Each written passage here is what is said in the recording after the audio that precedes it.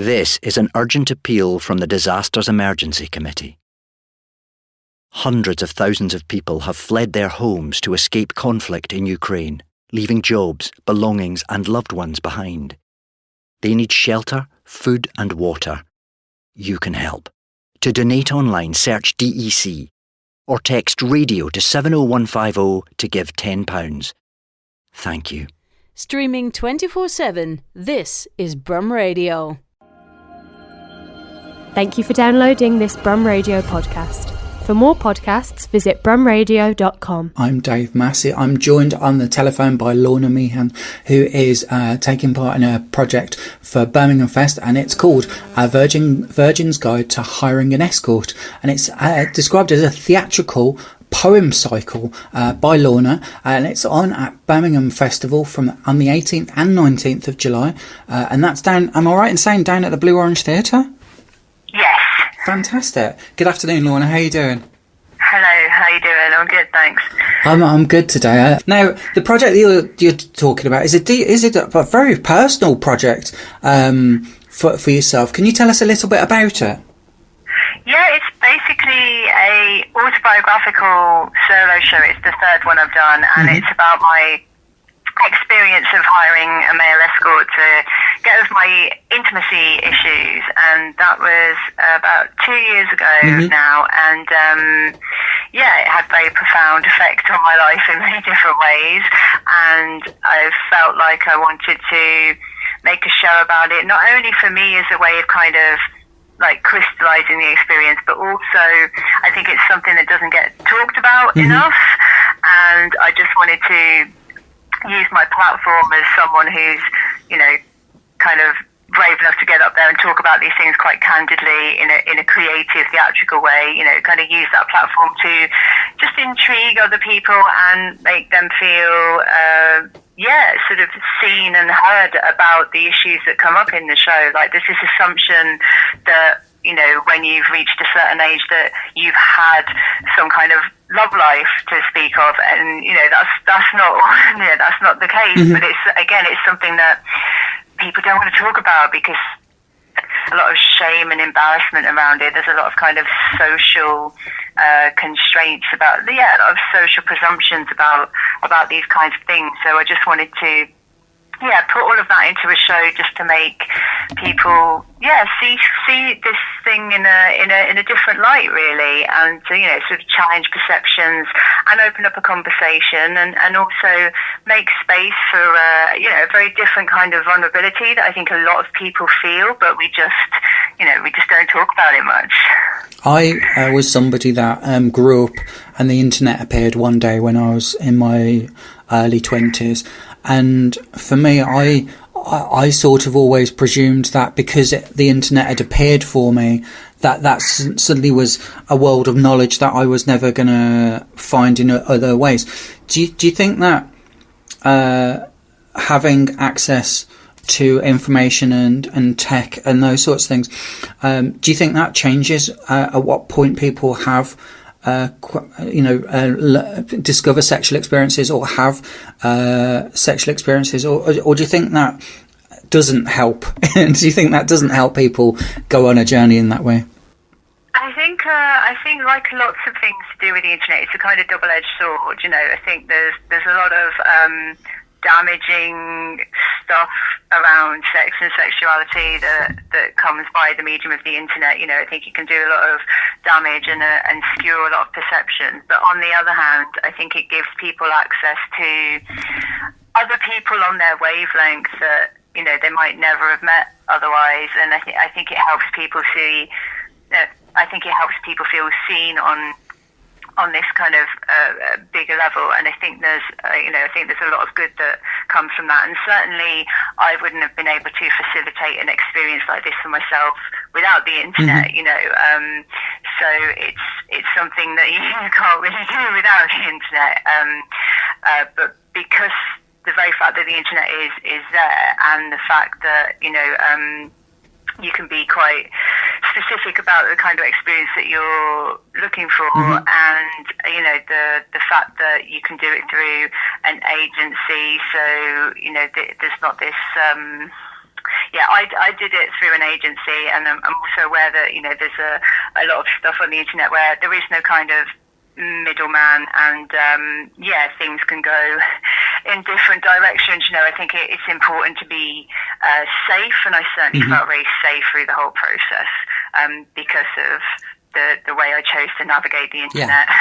So I think the internet can do a lot of good in this regard, and it can also do a lot of damage in this regard, and a lot of other regards as well. But I think it's about what you need and, you know, where you feel seen and safe. So for me personally, the internet was a godsend for this experience. So I was there a single moment where you during this journey where you thought, I am going to turn this into a performance. I am going to turn this into something that people can visit as a solo show. Did that happen? When are you able to say when that happened, or did it just evolve? It sort of evolved naturally, but in the run up to it, because it was something that I deliberated for a very long time, and then I came up against this kind of wall, really, in terms of my emotional and mental health, where it was like, something's got to give. You know, you've got to do something. You've got to actively try and change this scenario.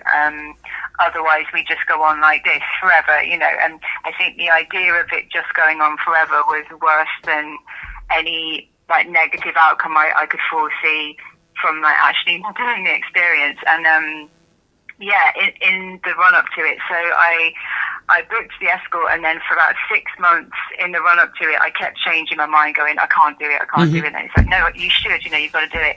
And I flipped between, and one of the ways I kind of, I guess, eased myself into it, of, you know, convincing myself that this was a good thing, was to start writing about it.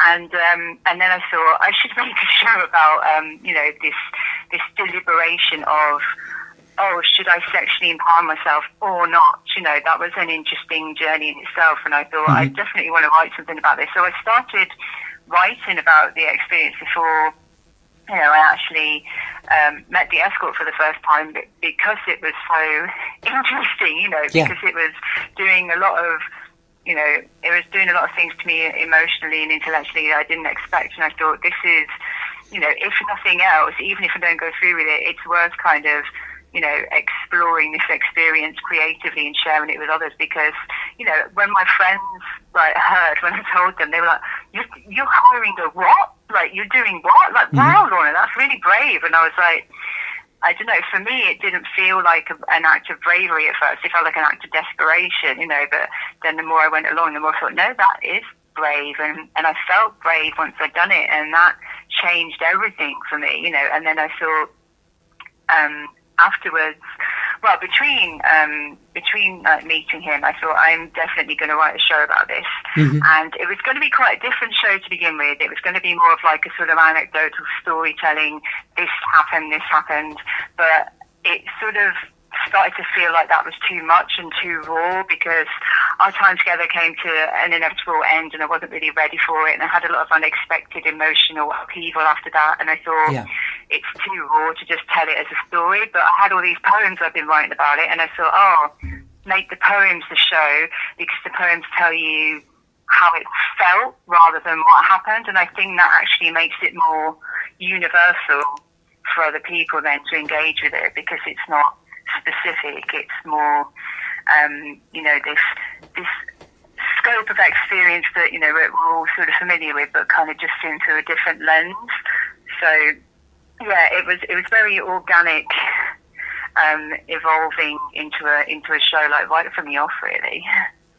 And the fact that this is a show that's taking place in your own city, a city you're connected to, do you feel like this is the audience is more on your side than they would be if you were in a different city, or does that make a difference?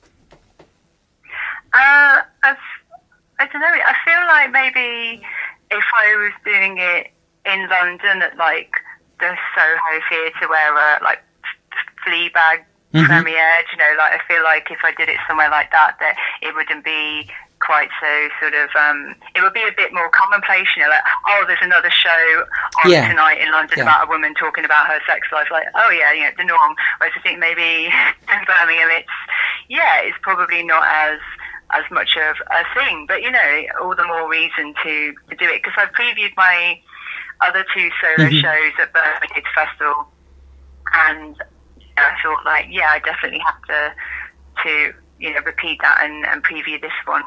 Brilliant. There as well. So it's nice to be able to preview it in your hometown first and just see how it goes. Lorna, thank you so much for talking to me about this today. You can find out details at birminghamfest.co.uk and Blue Orange Theatre. The production is called A Virgin's Guide to Hiring an Escort.